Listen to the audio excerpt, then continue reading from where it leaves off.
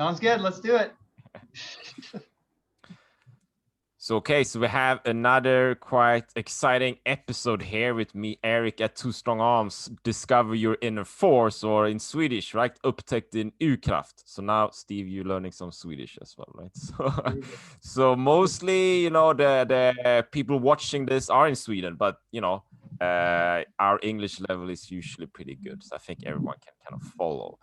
And there is a sort of a reason actually for being, you know, talking in English as well. And for you like watching this episode as well, I graduated as a primal health coach back in 2017. And that was like in kind of education, a program I did online, and it's like based in the US, right? So that's kind of why I have some connections. I know some people, I imagine, also on the other side of the Atlantic Ocean. And if you're watching this episode, you know that I am talking a lot about adventure, sports, endurance, might be running, maybe ultra running, triathlon, you know, whatever kind of in that field, long distance bike touring or something, you know, kind of things to discover, you know, nature and yourself, right? So the background story to this kind of episode we're having today is that I reached out to the primal community I'm a part of, and I asked anyone in the group knows anyone that are kind of into, you know, Spartan racing or obstacle course racing or something, kind of, because it would be great to have a guest on this channel, like to, you know, to share some experience and maybe some advice and stuff. And a few of them said Steve. Okay, who is the Steve guy? I don't know. So, and then Steve responded and answered, and we got in, you know, in touch. And it seems like Steve has actually done quite a lot of things, you know. Actually, Steve, you sent me like a big list. Send me a big list, man.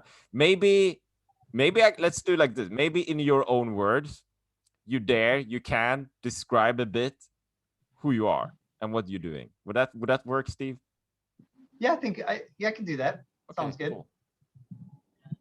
All right, so awesome. So my name's Steve, obviously, from right around Pittsburgh, Pennsylvania, which is on the other side of the pond, obviously, for most of your listeners. Yeah. Currently I'm working at the Jewish Community Center in Greater Pittsburgh. But as far as how I would have done as far as work goes, I became a primal health coach in 2017, like Erik.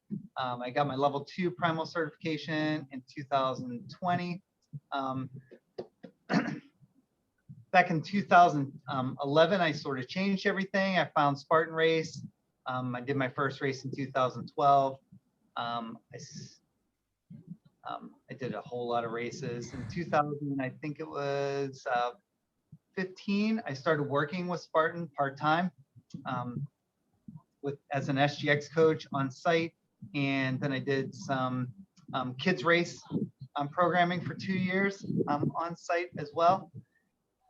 Then moving to today, I put on a race called the Steel City Showdown, which is through the Jewish Community Center, which is an obstacle course race, which the first year was almost 4 miles.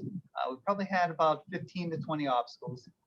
And currently I'm in Florida. So for all there's a palm tree back there for everybody to see.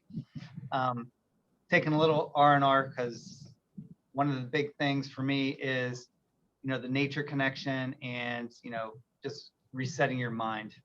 I think that's a big part of coaching, being an athlete, just being a good person. Can you share a bit what the Spartan Race is? I actually, you know, I'm not 100% sure. Maybe you know because you kind of in that circle. Do we have that in Europe? I know there are lots of obstacle course races, but maybe it's like a US thing. No, they actually have races worldwide. I think they've done races in Australia, Asia is big. I know they have races in Europe as well. Mexico, a lot of races in Canada, but a majority of the races I think are in the US. Yeah. And what's like if you paint us a picture, You know, are they like short races or like long ultra endurance? So what's going on? Well, they basically have like 4 races for people that just want to do obstacle course racing. There's a race called the Sprint, which is 3 to 5 miles, which usually it's on the upper end of that. Then they have a Super, which is usually about 8 or 9 miles, and they have a Beast, which is 12 to 13, and then they have an Ultra Beast, which is 50K or 30 miles. When I did my Ultra Beast, it was different. People had different things on their watch, but it was right around 29 miles. So what's that, like 48K or something like that? Yeah. Close enough to 50K. It's pretty hard. It's pretty hard, Steve. I do lots of running, occasionally more. You know, it goes up and down. You know, that's life. I love ultra running. So if I can do more than 40, maybe 50, 60, 70, you know, that's my thing. But 2020 was kind of a year where nothing kind of happened. So like an off year somehow, right? So like Steve, what's your thing? Like, what's your favorite distance? Or is that like obstacle course racing? Is that your thing, or?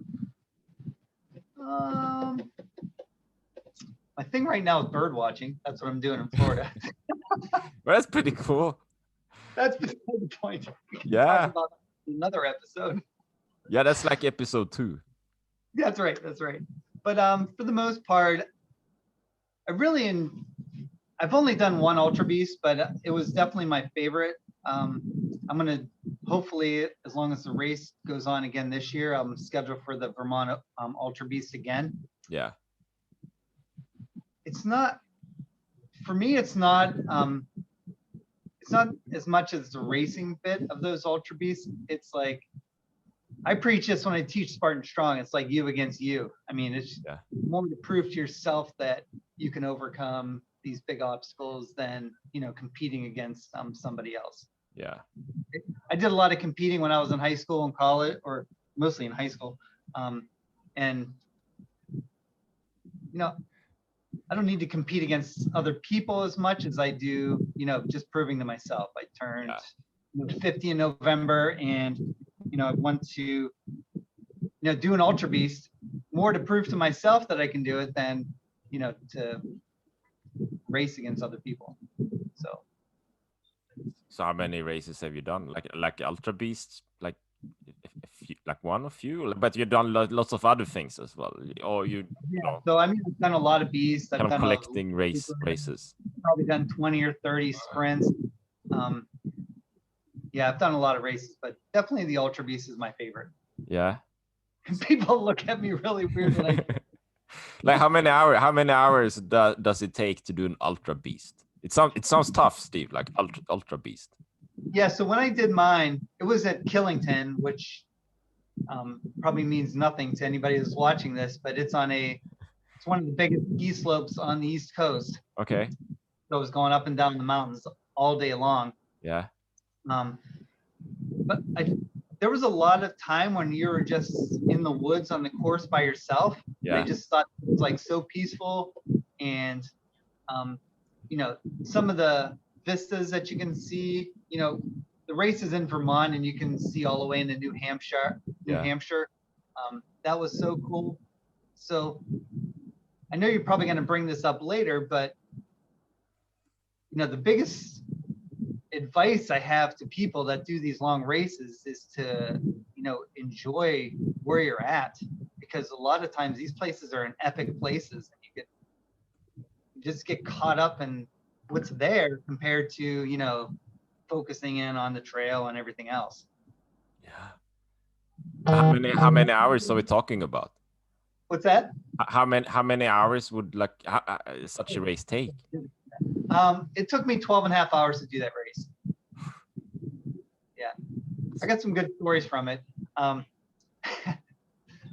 But that year they were given a free pass if you got under 12 hours. Yeah.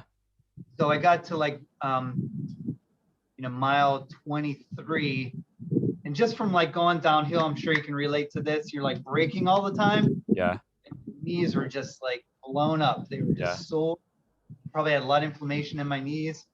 And I had to walk, like fast walk the last 5 miles or 12 hours park. Yeah. But you know, I did it. So that was important. I mean, I did a race called Ultravasan, like here in Sweden, right? It's 90 kilometers running. And it's like, it's pretty flat, right? But it's pretty long. And summertime, we started at maybe 5 a.m. in the morning. I can't remember the time. I don't know. I don't care so much. Maybe 10 hours or 12 or something. I don't know. But it's like it goes on and on and on, and it never ends, you know. But that's I think for me, that's the beauty of it, right? Because, you know, it's like, okay, another hour passed, I'm still running. Another hour passed, I'm still running. Never ends. I'm hungry, I eat something, you know. It's like for me sometimes it's like having a day in the office. That's like that's my job, you know. And I'm out running, and then when it ends, then I go home and do other stuff. But it, you know, right. you can go to your physical office and write on your keyboard whatever, or you can spend one day running. That's right. The interesting thing about a run compared to the Ultra Beast is that, you know, as you go, you're going different paces. So you're, you know, I was catching up with some people, and then, you know, some people would catch up, and you just had some time to like talk to people and, you know, interact with them and encourage people as you went along. So that's how I felt. That's why I kind of like the Ultra Beast better than all the other races, because at the other races, people. You muted yourself, Steve. You know, you got to, you know, beat everybody else. But this was more like, you know, survival. Let's make sure that we just finish the race. Before you get pulled off the course, which would be tragic. So Steve, share with me and the audience, the viewers, a bit about maybe your background. You shared a bit, like you have a website. Let's see if I say this correct, like wellnesscoach.com, right? Wellness. No, what's your website? Yeah, WellnessWarrior.coach. WellnessWarrior.coach. So you shared a bit, a few photos, because you had a health struggle before, right? Yeah. So, ironically, you know, when in the 90s, I was I called myself a vegetarian, but I was pretty much just eating like noodles and you know, everything filled with gluten I was eating, which was probably horrible. But I was still pretty thin just because, you know, I was running like all the time. You know, I was a cross country coach back then, so I was running with the kids, and you know, when you're in your 20s, that's a lot easier than when you're in your 40s, 50s. So then I had kids. My first son was born in 1999. So there was like this stretch of time where, you know, for those people that have had kids, you know, you kind of get wrapped up in their lives and making sure they thrive and everything. Then in 2011, I saw the 2 pictures that I had posted on my website, and I'm like, do I really look like that? That is not how I want to look. And now looking back, and I think Erik even said so, it doesn't even look like me in those pictures. So I appreciate that feedback. But at that time, that was 2011, and then I started searching for what I could do to, you know, change. So I found the Primal Blueprint, which is kind of like the precursor to the Primal Health Coach. I read the whole book, which I don't really read too quickly, so it took me a little while, but all those concepts in there just made sense. And I changed. That was August 2011. In September, I changed my what I was eating. In November, I was 30 pounds less, and you know, I felt a lot better about myself. So it didn't take really too long, but then I was like, now I need to do something with myself, because, you know, I changed my diet. I feel a lot better, like physically and mentally. The fog lifted, clients talked about that. I was feeling great, and I was like trying to find something that I could do to prove to myself that, you know, I was like when I was in my teens and 20s when I was running in high school. And then I ran across Spartan Race in July 2012. I did my first Spartan Race, which was called it was a sprint, but it was called the Mini Beast. It was in Pennsylvania ski resort. I kind of gravitate towards ski resorts for some reason. I don't know why. I finished the race and I'm like, oh my God, I want to do this again. But I got talked out of the talked out of the tree at that point because that was my first race. So I was ready to go like that, let me get in another heat.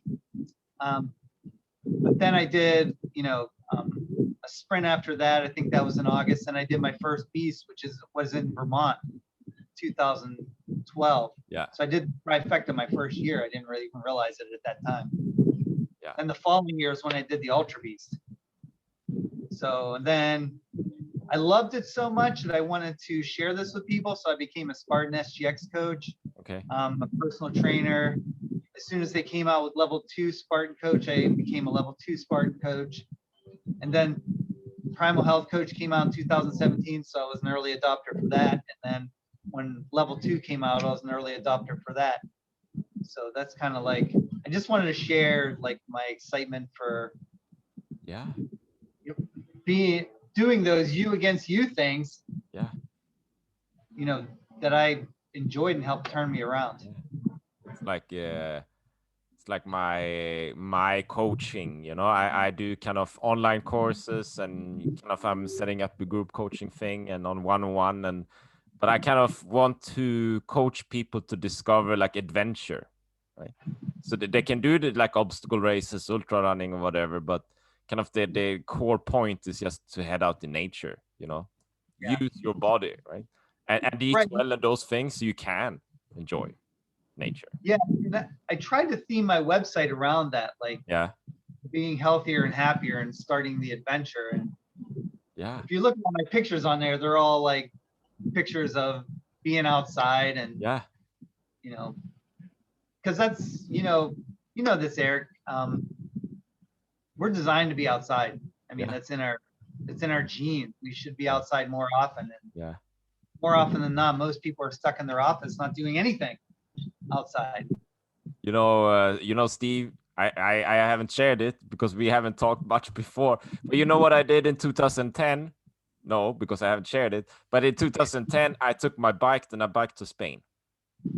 Like I do told me that. Did awesome. Maybe I did. And then I came back, and then when I came back I felt like very weird for a long time, like something's not right anymore. I don't know what it is, until one day I discovered what was the thing, right? I discovered that I can't stand to have a roof over my head for too long. It's like I need to head outside, otherwise I have this claustrophobia feeling, And I think, you and I, or you had this big, event that made you realize that, but there's so many people that don't have that event and don't realize it. And it is so important. So how would you advise them to discover those things? How do you do it, like in your coaching? So I actually did a whole webinar about sorry, I got distracted by some ducks. Like bird spotting in Florida. I got my right here. That's nice. That's nice. I go there someday. I'm gonna get to do that as well. I did a whole like kind of webinar about like the nature connection. Yeah. And being outside, and research has shown that even if you have a picture in your office of the outdoors, that's like starting as the gateway to opening your mind to the outside and things like that. So even something as simple as that, I think, is super important. I don't know if you're familiar with Ranjan Chatterjee. He's a doctor from England. Okay. No. He does a podcast. He wrote this book called Feel Better in 5. Yeah. One of his things in there, after I've been preaching all this for a long time, is spending just 5 minutes outside. Oh yeah. Okay. Anybody can do that. Anybody can spend 5 minutes, sitting on a bench, or even at home. Yeah.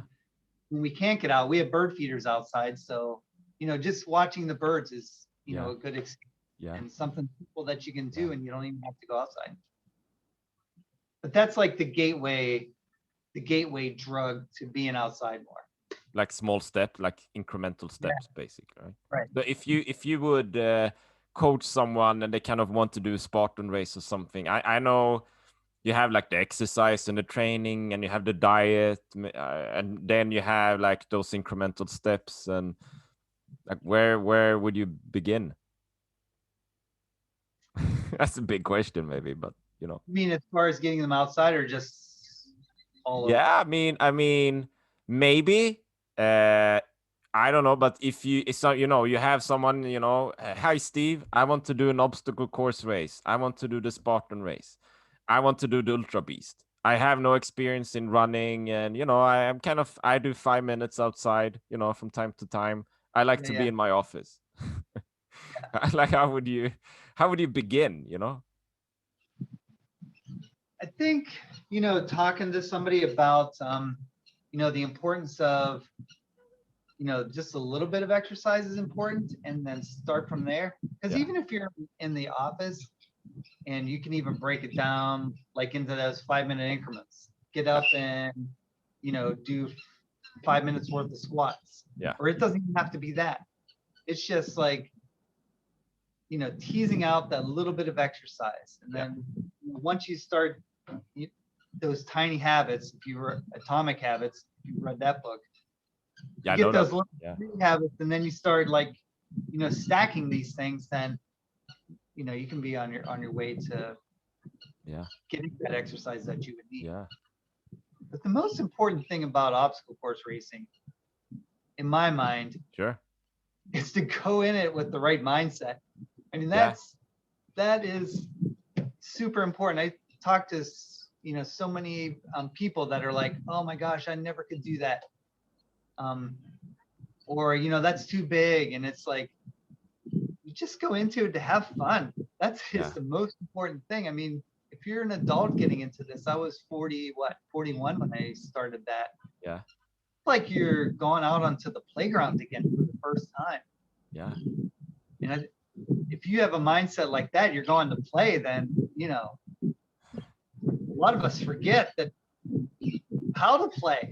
And that's another whole big, podcast that we can do some other time. But just learning how to play again is so important. I think obstacle course racing is a good gateway into that as well. But basically it is like a big playground, right? Like I'm like, where I'm sitting, I have a big window in front of me, and there is a playground outside, and there are kids playing, right? So, magnify that, enlarge that like 50 times or something, add some obstacles, and it's kind of similar, huh? Or exactly. It's okay for adults to go onto the playground. We have a place called the Bunker. It's very military and all. It's kind of like, it looks like a bunker in the forest. It's pretty close with kind of functional fitness training. And sometimes I go there, and they take us outside again and to a playground, and we run around on the playground doing all sort of stuff, It's fun, right? Yeah, it is fun. You feel alive.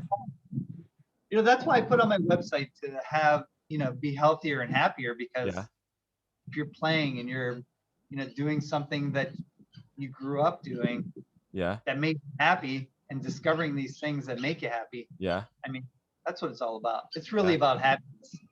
I know you guys in Scandinavia have the market cornered on happiness from all the happiness research, but that's a good message for like everybody to live happier. It's important. Okay, so I will ask you maybe 2 more things. Like you sent me like 2 liners that you really believe are true. So one is make your health span your lifespan, and live long and drop dead. Can you expand a bit on those 2? So the live long and drop dead thing is a primal health coaching thing. Mark Sisson came up with that. But, think about it. You want to live a long, happy life, and then, you want to have just a little bit of time where maybe you decline, before you die. Yeah. For me, when I'm 90, I want to be able to do a Spartan race or some race like that. Yeah. Be able to, not that I would want to, but be able to. So, and then, Dr. Hyman came up with the make health span equal to your lifespan. And that's basically, living healthy your whole life.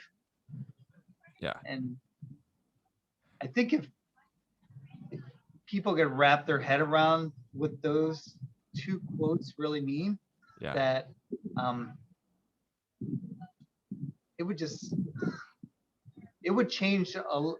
I think it would change how people look at, eating and sleep, exercise, a bunch of different stuff. Because I train a lot of people at the gym that are in their 70s and 80s. Yeah. That, can't move their spine very good. Yeah. Have to shuffle when they walk. Yeah. I am not interested in that at all. Yeah. If that means I don't have cake ever again, Yeah. then that's fine with me. Yeah. It means I don't have noodles anymore. Yeah. Who cares? I agree. I'm sharing this sometimes from time to time. Like when I'm 90, I want to be able to do a marathon. Right. Be able to. I'm not sure if I want to do it. Yeah. I might not want to, but I want to be able to. Yeah, that's a big thing. It's a big thing. And Steve, lots of advice here, lots of good value, I think, for the viewers as well watching this. I like one final thing, like, and you sent it to me, and it's kind of connected to what we just talked about actually. But what is the one piece of advice you want to impart then on the audience? Like the one thing. One thing. One piece of advice that I would have is this is the moment of truth. Truth. There's so many things running through my mind. I know. Me too. You're fine. I think the most important thing is to, as far as exercise especially go, because a lot of people like to funnel people into certain types of exercise. Yeah. You need to really find something that resonates with you and that makes you happy. Yeah. Because if Erik comes along and says, "Oh, let's go ahead and do a 90-kilometer run," and that's not your thing, then you have to find something else. Yeah. For me, I love ultimate frisbee. Yeah. So if I can, ultimate frisbee makes me really happy when I'm playing. Yeah. It really makes me happy. So do something that makes you happy, especially when in regards to exercise. And there you go. Like, do something that makes you happy. That's right. That's right. Okay. Awesome, Steve. Okay, so if anyone, they might be in Sweden, wherever they see this, maybe they want to reach out to you and do a Spartan race or something different, bird watching in Florida. How can they find you? So they can find me at WellnessWarrior.coach. Yeah. Or they can just email me at steve@wellnesswarrior.coach. Okay, cool. Awesome. Thanks for joining the call here today, Steve, with me, Erik, then discover your inner force or upptäck din Urkraft, like your inner force, right? Powerful stuff. And with that said, be bold, aim high, and head out on your adventure. Talk soon. Bye-bye. Aru.